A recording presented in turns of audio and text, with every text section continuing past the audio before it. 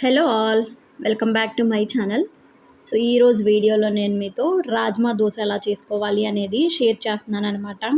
So రోజు రెగ్యులర్గా తినే దోశలు కనుక బోర్ కొట్టినట్లయితే మీరు ఖచ్చితంగా ఈ దోశను అయితే ట్రై చేయండి.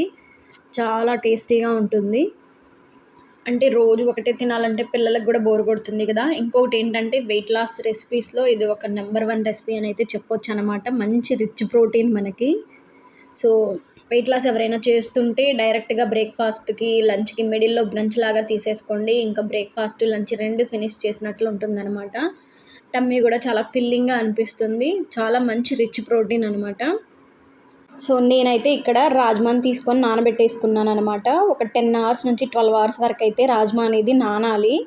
సో నానాక ఒక 2-3 నీళ్ళల్లో బాగా కడిగేసేసుకుని మిక్సీ పట్టేసుకోండి. కావాలంటే మిక్సీ పట్టేటప్పుడే పచ్చిమిర్చి అల్లంని యాడ్ చేసుకోండి ప్లెయిన్గా తినాలి అనుకుంటే.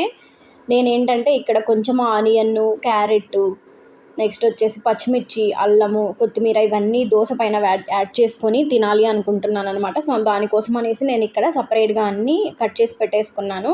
మీరు ప్లెయిన్గా తినాలి అనుకుంటే పచ్చిమిర్చిని, అల్లంని పిండిలోనే కలిపేసేసి చక్కగా దోశ వేసుకోండి. తర్వాత నేను ఇక్కడ దోశ బ్యాటర్ని అయితే కొన్ని వాటర్ పోసుకొని మిక్స్ చేసుకుంటున్నాను అనమాట. దానికోసం నేను కొంచెం జీలకర్రని అలాగే ఉప్పుని కూడా యాడ్ చేశాను. మీ రుచికి సరిపడినంత యాడ్ చేసుకోండి.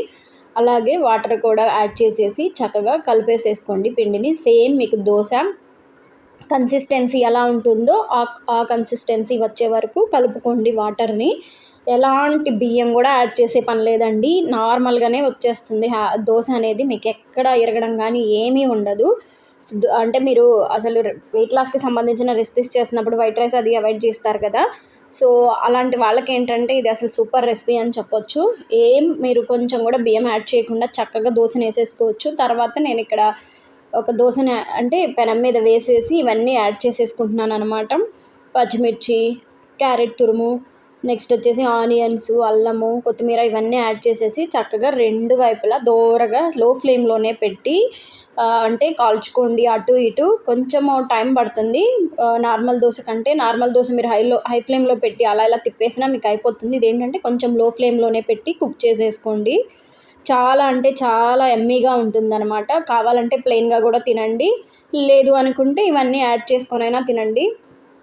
మీరు ఫస్ట్ టైం అలా తినేవాళ్ళు మేము ఏ చట్నీలు పడితే ఆ చట్నీలతో తినలేము అనుకుంటే హ్యాపీగా పల్లీల చట్నీ, అల్లం చట్నీ చేసేసుకొని తినండి. చాలా అంటే చాలా టేస్టీగా ఉంటుంది. నేనైతే ఇక్కడ టమాటో చట్నీ చేసామన్నమాట. టమాటో కొన్ని పల్లీలు యాడ్ చేసి చట్నీ చేసాము. నెక్స్ట్ వచ్చేసి నల్ల కారం కూడా ఉందన్నమాట. నేనైతే అది తీసుకున్నాను. వీడియోస్ కనుక నచ్చుతున్నాయి అనుకుంటే లైక్ చేయండి, సబ్స్క్రైబ్ చేసుకోండి.